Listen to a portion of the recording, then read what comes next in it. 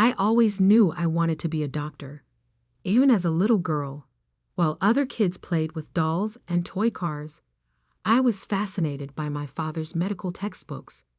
Dad was a general practitioner in our small Connecticut town, and Mom ran his office. They had big dreams for me, just not the ones I chose. Sofia, my mother would say, smoothing her perfectly pressed skirt, medicine is changing. It's not what it used to be. You need something more reliable. I'm Dr. Sofia Chen now, one of the country's leading transplant surgeons. But back then, I was just their disappointing daughter who refused to follow their carefully laid plans. The problem started during my senior year of high school. I had been accepted to Johns Hopkins University's pre-med program, my dream school, with a partial scholarship. But my parents had other ideas. Business school, Dad announced one evening over dinner. Your cousin Marcus is making 6 figures right out of college in finance. That's the future. But Dad, I want to be a doctor, like you. He set down his fork, his face hardening. Being a doctor isn't what it used to be, Sofia. Insurance companies, paperwork, lawsuits. I want better for you. What they really wanted was for me to join United Capital, the investment firm where my uncle was a partner. They had it all planned out. I would get my MBA, work my way up through the company, and eventually take over my uncle's position. It's all arranged, Mom said, sliding a university brochure across the table. Your uncle has already spoken to the admissions office at Wharton. With our connections, you're guaranteed a spot. I pushed the brochure away. I don't want to work in finance. I want to save lives. Save lives. Mom scoffed. Do you know how many doctors are drowning in student debt? Working endless hours just to make ends meet. I don't care about the money. Well, you should. Dad's fist hit the table, making the dishes rattle. We didn't work this hard to watch you throw away your future on some idealistic dream. That night marked the beginning of a war in our house. Every dinner became a battlefield, every conversation a negotiation. They tried everything: guilt trips, threats, even bribes. Think about the family name, Mom would plead. Think about your future children. But I couldn't give up my dream. Medicine wasn't just a career choice for me, it was a calling. I spent my evenings volunteering at the local hospital, shadowing doctors, learning everything I could. The more time I spent there, the more certain I became. The breaking point came 2 weeks before graduation. I had secretly accepted the offer from Johns Hopkins, using my savings from summer jobs to pay the deposit. When the acceptance package arrived in the mail, my mother opened it before I could get home. I walked into chaos. How dare you? Mom was standing in the living room, papers scattered around her feet. Going behind our backs like this. Dad sat in his armchair, his face a mask of disappointment. We gave you everything, Sofia. The best schools, every opportunity. And this is how you repay us? It's my life. I said, my voice shaking but determined. I want to be a doctor. I want to help people. Help people. Mom laughed bitterly. You can't even help yourself make the right decision. Well, if you're so determined to ruin your life, you won't do it on our dime. Dad stood up slowly. You have a choice, Sofia. Accept the place at Wharton that we've arranged, or what? Or you're on your own. Completely. No support, no money, no home. I looked at them. These people who had raised me, who had taught me to stand up for what I believed in, now trying to force me to abandon my dreams. Then I guess I'm on my own. The next few hours passed in a blur. I packed what I could into my old Honda Civic. Clothes, books, the stethoscope I'd bought with my own money. My parents watched from the doorway, probably thinking I'd break down and change my mind. But I didn't. "If you drive away now," Mom called out as I started the car, "don't bother coming back." Dad's voice followed me down the driveway. "You're making the biggest mistake of your life." I drove straight to Aunt Maria's house. She was my mother's younger sister, the black sheep of the family who had chosen to become a high school teacher instead of joining the family business. She took one look at my tear-stained face and opened her arms. That night, curled up on her couch, I told her everything. "They think they're protecting you," she said, stroking my hair. "But they're just scared. Scared of watching you struggle, scared of seeing you choose a different path than the one they planned." "What if they're right?" I whispered. "What if I fail?" Aunt Maria smiled. "Then you'll fail doing something you love, instead of succeeding at something that makes you miserable." She helped me plan everything: student loans, part-time jobs, scholarship applications. It wouldn't be easy, but it was possible. "You can stay with me until you leave for Baltimore," she said, "and during breaks too. This is your home now." The next few months were a crash course in independence. I worked 2 jobs over the summer: mornings at a coffee shop, evenings at the hospital gift shop. Every penny went into my college fund. My parents didn't call. Not when I graduated high school. Aunt Maria cheered loud enough for 3 people. Not when I packed up for college. Not even on my birthday.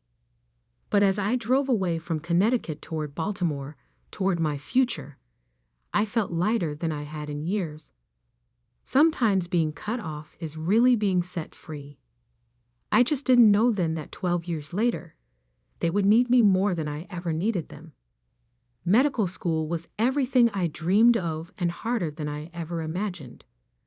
While most of my classmates had family support, both financial and emotional, I worked my way through every semester. Between classes, clinical rotations, and part-time jobs, sleep became a luxury I rarely enjoyed. My first year at Johns Hopkins, I lived in the smallest apartment I could find. Really just a converted garage with a hot plate and a shower that barely worked. But it was mine, earned with my own money. I still remember my first day in an anatomy lab. Standing over the cadaver, I felt a mix of awe and determination. This was where I belonged. While other students flinched or turned green, I was fascinated. My lab partner, Michael, noticed. "You're different," he said during our lunch break. "Most people are just trying not to throw up on their first day." I shrugged. "This is why I'm here, to understand how to fix people." Michael became my first real friend in medical school. He came from old money. His family had a wing named after them at 3 different hospitals. But he never made me feel less for having to work my way through school. "You're crazy," he'd say, finding me studying in the library at 2 a.m. after my shift at the campus cafe. "Let me help. My trust fund is just sitting there." But I always refused. This was my journey, my struggle, and I would make it on my own.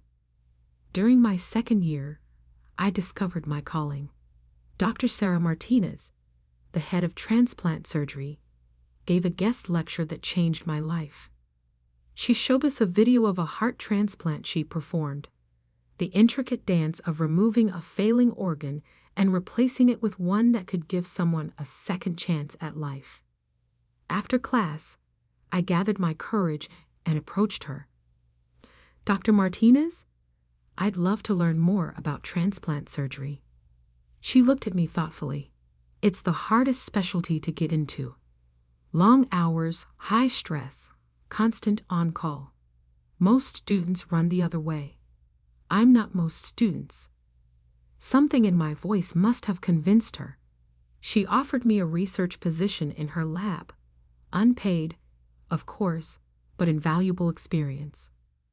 I took it without hesitation, even though it meant picking up extra weekend shifts to make up for the time I'd spend in the lab.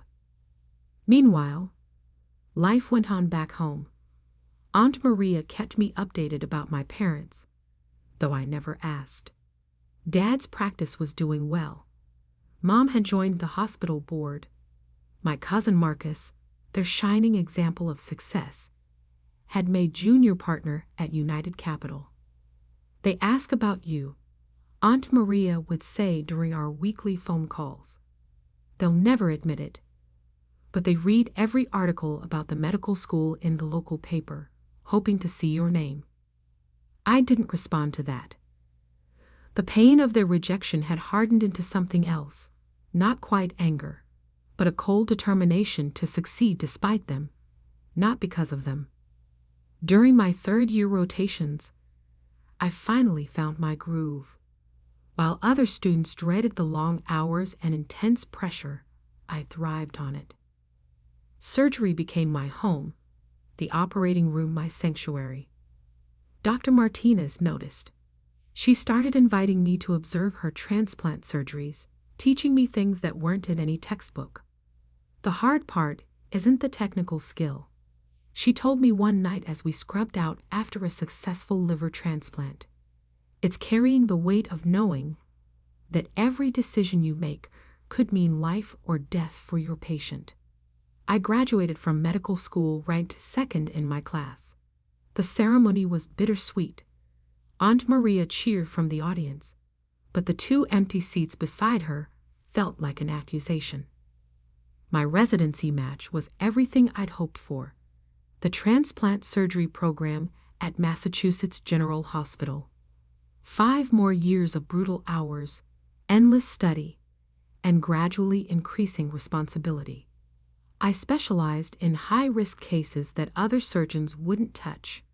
My research focused on improving success rates in complex multi-organ transplants. Slowly, my reputation grew. By my 4th year of residency, I was being called in to consult on the most difficult cases. Patients started requesting me specifically, even though I was still technically in training. The attending surgeons trusted me with increasingly complex procedures. Then came the case that would make my career. Emma Collins was 8 years old, suffering from a rare genetic condition that was causing multiple organ failure. She needed a combined heart-liver transplant, a procedure so complex that most hospitals wouldn't even attempt it. Her parents had been told to prepare for the worst, but I couldn't accept that. I spent weeks researching her case, developing a new surgical approach that might work. Dr. Anderson, the chief of surgery, listened to my proposal with growing interest. "It's never been done quite this way," he said, studying my diagrams. "But theoretically, it could work. Let me try." I pleaded. "She deserves a chance." He agreed, but with a condition. He would supervise, but I would lead the surgery. It would be my chance to prove myself, but also my greatest risk.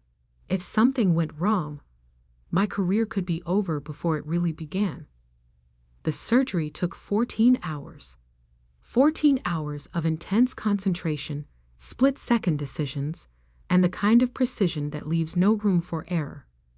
By hour 10, even Dr. Anderson was looking tired, but I felt more focused than ever.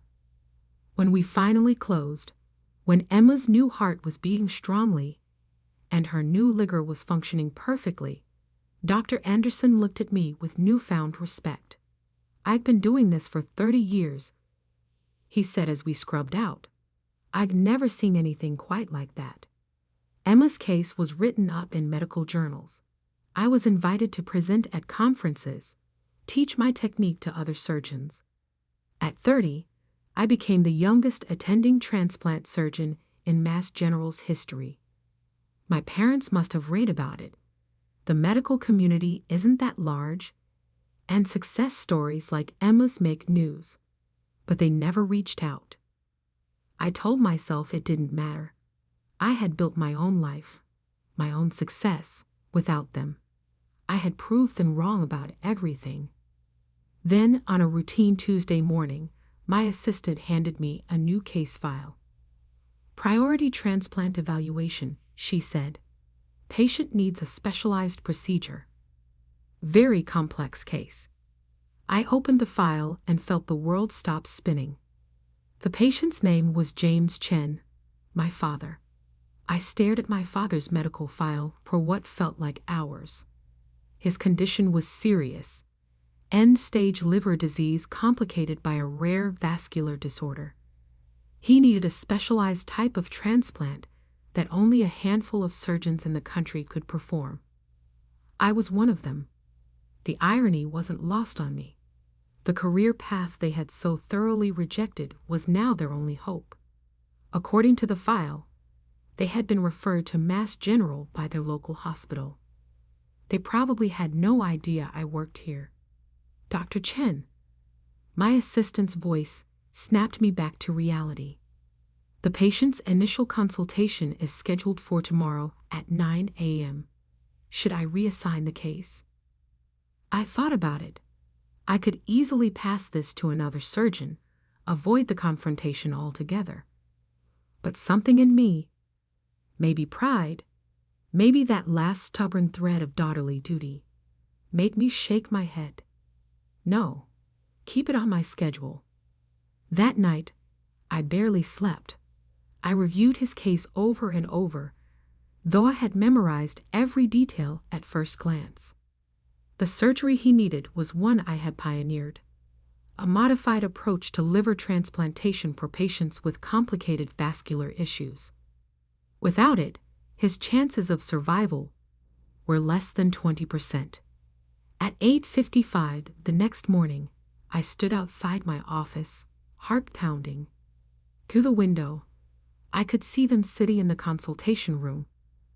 My father, noticeably thinner than I remembered, and my mother, her hair now streaked with gray. I took a deep breath and opened the door. Good morning. I'm Dr. Sofia Chen. The silence that followed was deafening. My mother's hand flew to her mouth. My father's face went pale, then flushed.